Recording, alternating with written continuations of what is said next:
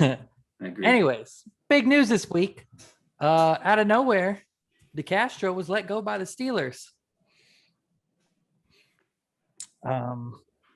People were initially freaking out, saying, "Whoa, what a dumb move by the Steelers!" But I guess the issue is, he's got to have like a third ankle surgery, and he is contemplating whether he can play football anymore.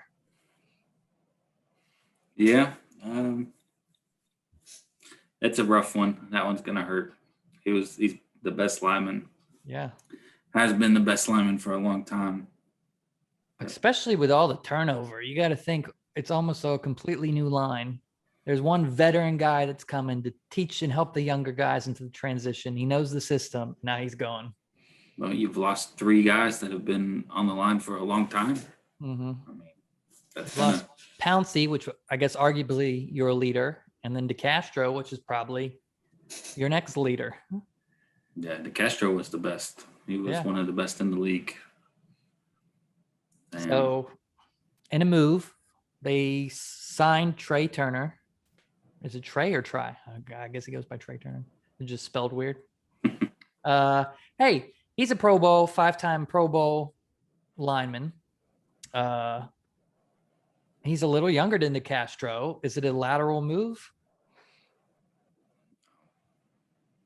No. Not replacing DeCastro like that.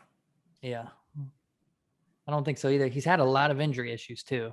Someone put the games he's missed over the past couple of years, and it's been quite a bit.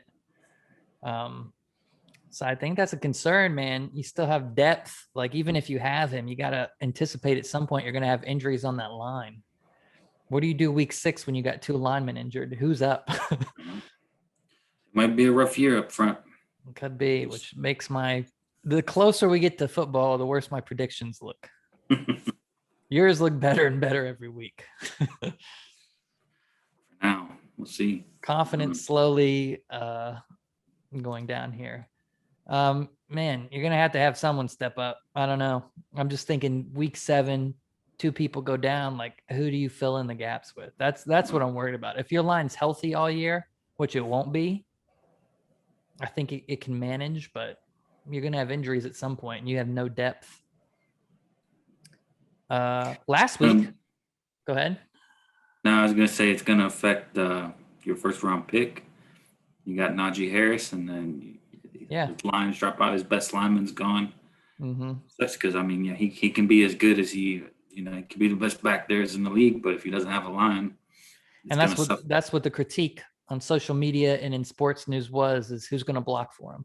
Yeah. And before I could defend that a little bit, but now I'm getting worried. Yeah.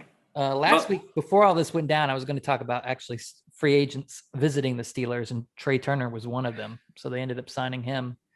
Malik Hooker, we talked about a while ago. Still haven't signed him. Ryan Kerrigan also visited. Maybe with some cap relief, they go and sign some more guys for depth now. Let's see. It does open up some space. You got 2 picks that you picked up in the 3rd and 4th round that are linemen that are going to get thrown into the fire. It's going to be a young line, that's for sure. And then what we picked up, Trey Turner. We'll see. Mm-hmm. It'll be different. I think the beginning of the season is going to be rough. They got to get together. They got to mesh. Yeah. You got a big learning curve. You have essentially an entirely new line. So you're not mixing new guys in with a couple veterans. I mean, it's day one. It's on NFL football for these. And it will affect everything. It will affect the passing game, the running game. Especially with a center. The biggest turnover is your center position on the line. And you think with that year you change the center, you'd want some stable people to flank him. It's all new now. So Can I revisit my prediction? We'll make another one before the season starts. Right. Before the season starts. Yeah, let us know what you guys think in the comments. Are you panicking as I am not panicking yet, but I want to? We'll see.